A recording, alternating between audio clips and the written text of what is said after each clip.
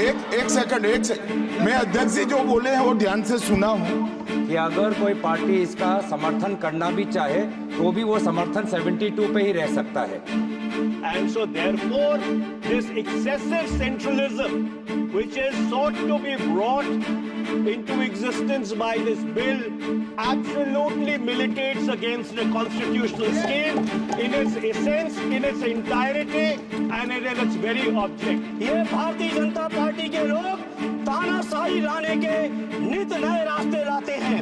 गलतियां हुई होंगी, आप विलेन क्यों बनाते हो भाई? विलेन मत बनाओ। दिल्ली में प्लीज जेल 3 घंटे ईडी सीबीआई दे दो, सबको भेज दूंगा। जिस बिल पर चर्चा तक को टाल दिया गया था वो बिल आखिरकार लोकसभा में पेश हुआ। बात कर रहे हैं one nation one election bill की। दोस्तों पहली बार ये हुआ कि संसद में किसी बिल पर रजामंदी के लिए इलेक्ट्रॉनिक मशीन से वोटिंग की गई। इस बिल पर जहां सहमति और असहमति का माहौल दिखाई दिया तो वहीं दूसरी तरफ इस बिल पर बहस जारी रही। विपक्ष ने इस बिल को तानाशाही का प्रतीक बताया तो वहीं दूसरी तरफ एक वक्त ऐसा आया जब गृह मंत्री अमित शाह जी अपनी जगह से खड़े होकर विपक्ष को ही समझाने में लग गए। जहां लोकसभा में इस बिल पर संग्राम जारी था तो वहीं दूसरी तरफ राज्यसभा में संविधान पर चर्चा हुई तो फिर से पंडित नेहरू का नाम निकला। जेपी नड्डा ने जवाब दिया तो मनोज झा ने कह दिया कि नेहरू का मुकाबला नहीं किया जा सकता। यानी संसद में बिल पेश होने से लेकर एक बार फिर संविधान को लेकर पक्ष विपक्ष एक दूसरे पर कीचड़ उछालने में व्यस्त दिखे। दोस्तों बाकी की कार्यवाही में क्या कुछ हुआ है सब बताएंगे आपको इस खबर में, दिखाएंगे आपको इस खबर में। आखिर तक इस एपिसोड में बने रहिएगा। नमस्कार, मेरा नाम है जयंती झा और आप देख रहे हैं एमबी लाइव की पेशकश संसद खबरिया।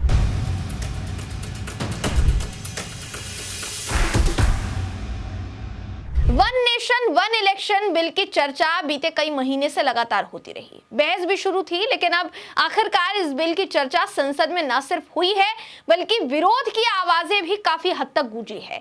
बिल के समर्थन में पड़े पक्ष में अगर आप वोटों की बात करेंगे तो जो पक्ष में वोट पड़े हैं वो 269 यानी 269 पड़े दोस्तों, और विपक्ष में 198 यानी 198 जो है वोट पड़े। पक्ष के वोट बहुमत में थे, इसलिए ये बिल केंद्रीय कानून मंत्री अर्जुन राम मेघवाल ने पेश किया। हालांकि जब पहले इलेक्ट्रॉनिक मशीन से वोटिंग हुई तो इसमें 369 सदस्यों ने वोट डाला। पक्ष में 220, विपक्ष में 149 वोट पड़े।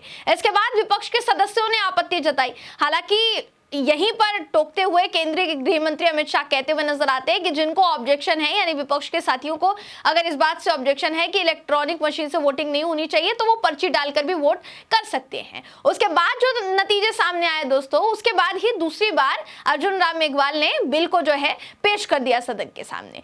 लेकिन इस पर जब बहस शुरू हुई तो गौरव गोगोई ने सवाल पूछा कि आप सिर्फ सवाल पूछने के लिए कह रहे हैं या फिर अगर हम एक्स्ट्रा कुछ कहना चाहें तो वो भी हम कह सकते हैं इस रूल के अंतर्गत। इस पर अमित शाह अपनी जगह से उठते हैं और फिर बोलना शुरू करते हैं। दोस्तों क्या कुछ बोलते हैं जिस पर गौरव गोगोई ने पलटकर उन्हें जवाब दिया, दिखाते हैं आपको, सुनाते हैं आपको, ये वीडियो देखिए आप। अन्य सदस्यों को विधेयक के बंदों पर अपने मत रखने की अनुमति प्रदान की जा सकती है। इस तहत किया। हाँ, आप गौरव गोगोई जी के बाहर जा सकते हैं, मतलब धन्यवाद सर। ये लेकिन हाँ भी जा सकते हैं। वही तो पूछ रहे। एक सेकंड मैं अध्यक्ष जी जो बोले हैं वो ध्यान से सुना हूं। उन्होंने 72 के बाहर जाने का नहीं कहा है। उन्होंने कहा कि माननीय सदस्य मनीष तिवारी ने 72 का हवाला देकर जो विचार व्यक्त किए हैं और जो विरोध किया है इस पर सदन का कोई भी सदस्य अपने विचार रख सकता है। अब कांग्रेस पार्टी में विचार रख सकता है मतलब विरोध ही करना है, मगर विचार व्यक्त कर सकते हैं इसका मतलब होता है पक्ष में भी बोल सकते हैं। नहीं, मैं आदरणीय गृह मंत्री को मैं यही कहना चाहूंगा कि अगर कोई पार्टी इसका समर्थन करना भी चाहे तो भी वो समर्थन 72 पे ही रह सकता है। जनरल वो चर्चा में नहीं ला सकते समर्थन के लिए। जी तो यहाँ गौरव गोगोई और अमित शाह में नोकझोंक होती दिखाई दी। हालांकि विपक्ष ने इस बिल का पुरजोर विरोध किया, चाहे वो कांग्रेस पार्टी के वरिष्ठ सांसद मनीष तिवारी हो या समाजवादी पार्टी से धर्मेंद्र यादव हो। मनीष तिवारी ने जहां कहा कि हमारा देश जो कई राज्यों से मिलकर आप कह सकते हैं कि मिलने वाला एक लोकतांत्रिक देश है, तो यहाँ ये चुनावी बिल पास करना सही नहीं है, क्योंकि हर एक राज्य का अलग अलग खुद का कॉन्स्टिट्यूशन है, खुद का संविधान है। आप कह सकते हैं दोस्तों, विधानसभा कार्यकाल होता है हर एक राज्य का, और वो खत्म होने के बाद उस राज्य का चुनाव जो है करवाया जाता है। तो आप इस पूरे कॉन्स्टिट्यूशनल प्रोसीजर को बदलकर एक नया कॉन्स्टिट्यूशनल प्रोसीजर जो कि पूरे नेशनल कॉन्स्टिट्यूशनल प्रोसीजर की तरह होने वाला है, वो कैसे लेकर आ सकते हैं? ये बोलते हुए कहीं ना कहीं वो नजर आए। दूसरी तरफ धर्मेंद्र यादव की बात करेंगे तो बोलने के लिए वो खड़े होते हैं और उन्होंने कहा कि जो सरकार 8 विधानसभा चुनाव ठीक से नहीं करवा पाती, वो पूरे देश का चुनाव एक साथ करवाना चाहती है। आपको सुनाते हैं मनीष तिवारी और धर्मेंद्र यादव ने किस कदर भारतीय जनता पार्टी की सरकार को, केंद्र में बैठी सरकार को दोस्तों किस कदर घेरा है। आपको दिखाते हैं, वीडियोस देखिए। How is it possible under our constitutional scheme that the tenures of the state legislatures can be made subject to the tenure of the national legislature? That is completely an antithesis of the constitutional scheme. There is absolutely no way under the Indian constitutional scheme where the states are separate constituents and equal constituents, the term of the state legislatures can be made subject to the term of the national legislature. And my final point, Mr. Speaker, sir, India is a union of states. Article 1 of the Constitution states that India is a union of states and not vice versa. And so therefore, this excessive centralism, which is sought to be brought into existence by this bill, absolutely militates against the constitutional scheme in its essence, in its entirety, and in its very object. और ये लोग एक देश, एक संविधान, एक चुनाव की बात करते हैं। जो लोग 8 विधानसभाएं भी एक साथ नहीं करा पाते हो, मौसम देख के तारीखें बदलते हो, वो लोग बात करते हैं एक देश एक चुनाव की। इसलिए अध्यक्ष जी, मैं अपनी पार्टी की ओर से, अपने नेता आदरणीय अखिलेश यादव जी की ओर से इस बिल का पुरजोर विरोध करता हूं और आपके माध्यम से देश के जनमानस से कहना चाहता हूं, ये भारतीय जनता पार्टी के लोग तानाशाही लाने के नित नए रास्ते लाते हैं। जी, तो विपक्ष से न सिर्फ मनीष तिवारी और धर्मेंद्र यादव ने इस बिल का विरोध किया, बल्कि उनके अलावा टीएमसी से कल्याण बनर्जी हो और यूपीटी से अनिल यशवंत देसाई हो, उनके समेत कई विपक्ष के नेताओं ने विरोध जो है वो जाहिर किया, कहीं ना कहीं कहा जा सकता है। लेकिन चर्चा जो दोस्तों चल रही थी, इसी बीच अमित शाह जी खड़े होते हैं और कहते हैं कि प्रधानमंत्री मोदी जी ने इच्छा जताई थी कि बिल को ज्वाइंट पार्लियामेंट्री कमेटी के पास भेजा जाना चाहिए, ताकि सदन के जितने भी सदस्य हैं जो इस पूरे बिल पर विस्तृत चर्चा चाहते हैं, उनकी एक एक राय मिलती रहे और सदन का समय बर्बाद ना हो। इसका विरोध हुआ या फिर कुछ और, ये आप देखिए दोस्तों, क्योंकि अमित शाह बोलने के लिए खड़े हुए थे, जैसे ही बोलना शुरू करते हैं हंगामा होना शुरू हो जाता है। वीडियो देखिए। माननीय अध्यक्ष जी, माननीय सदस्य बालू साहब ने कहा कि इसको जेपीसी को दे देना चाहिए। जब ये संविधान सुधार का विधेयक, संवैधानिक संशोधन जब कैबिनेट में चर्चा में आया, तब प्रधानमंत्री जी ने स्वयं मंशा व्यक्त करी थी कि इसको जेपीसी को देना चाहिए। इस पर विस्तृत चर्चा सभी स्तर पर होनी चाहिए। इसलिए मुझे लगता है कि इसमें सदन का ज्यादा समय जाया करे बगैर, अगर मंत्री जी कहते हैं कि इसको जेपीसी को सौंपने के लिए वो तैयार है, तो जेपीसी में सारी चर्चा होगी और जब जेपीसी के रिपोर्ट के आधार पर कैबिनेट इसको पारित करेगी, तब भी फिर से चर्चा होनी है। तो मैं मानता हूं कि माननीय मंत्री जी अगर जेपीसी में रखने की इच्छा व्यक्त करते हैं तो यहीं पर एक चीज समाप्त हो जाएगी। अध्यक्ष जी, जो ये चर्चा हुई है, इसका जवाब देने के बाद जो नियम 74 है, जिसमें मैं एप्रोप्रिएट जो मोशन ला करके और जेपीसी के गठन का प्रस्ताव निश्चित रूप से करूंगा, निश्चित रूप से जेपीसी के गठन का प्रस्ताव करूंगा। रूल 74 के तहत जेपीसी के गठन का प्रस्ताव है और सरकार की इच्छा भी है।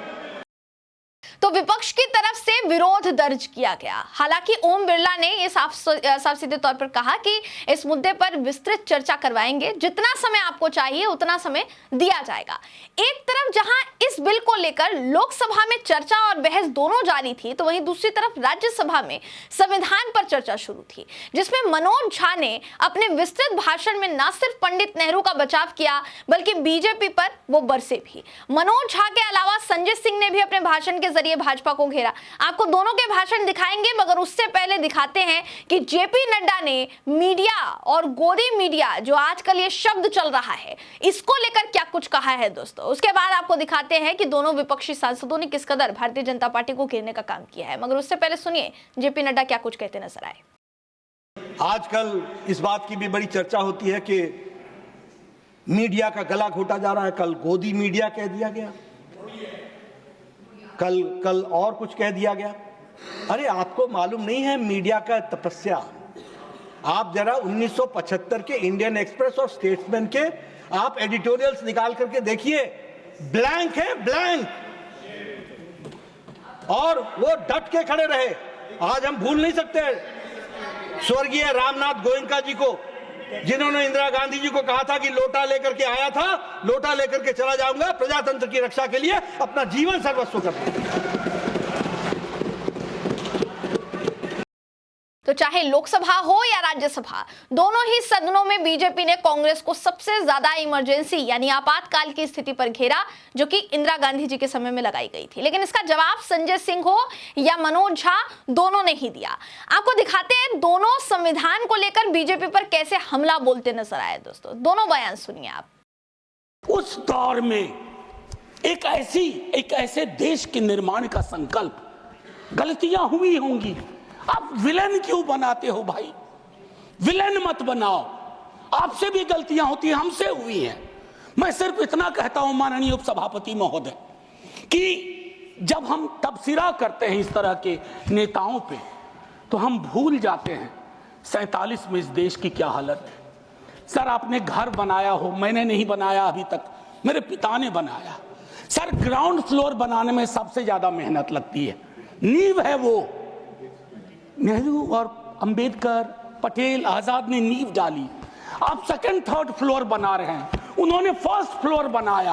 आप 5 फ्लोर और बनाइए, लेकिन नींव के बगैर फ्लोर किसी काम का नहीं है, ये याद रहना चाहिए। अरे मैं कहता हूं अगर इतना ही खोदना है, कल को कोई आके दावा करेगा संसद को खोद दो, कम से कम प्रधानमंत्री की डिग्री मिल जाएगी, उसका तो पता चल जाएगा कहां है। संसद खोद दो, ये भारत खोदो योजना बंद करो, इससे देश का विकास होने वाला नहीं है।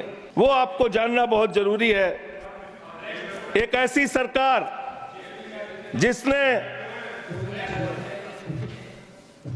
अब देखिए टोका टोकी करेंगे। आप बोलिए ना, आप बोलिए, आप क्यों उधर बात अभी ये लोग जब बोल रहे थे मैं चुपचाप सुना। आप बोलिए। अगर जेल वेल की बात करोगे ना, जिस दिन सत्ता परिवर्तन होगा एक भी आदमी बाहर नहीं दिखेगा। संविधान पर बोले तो दिल्ली में प्लीज, जेल 3 घंटे ईडी सीबीआई दे दो, सबको भेज दूंगा। भ्रष्टाचार के खिलाफ जब बोलते हैं भाजपा के लोग, तो लगता है ओसामा बिन लादेन अहिंसा पे उपदेश दे रहा है। ये भ्रष्टाचार के खिलाफ बोलेंगे। 3,02,000 करोड़ रुपए का ठेका इन लोगों ने इलेक्टोरल बॉन्ड के नाम पे लिया सर।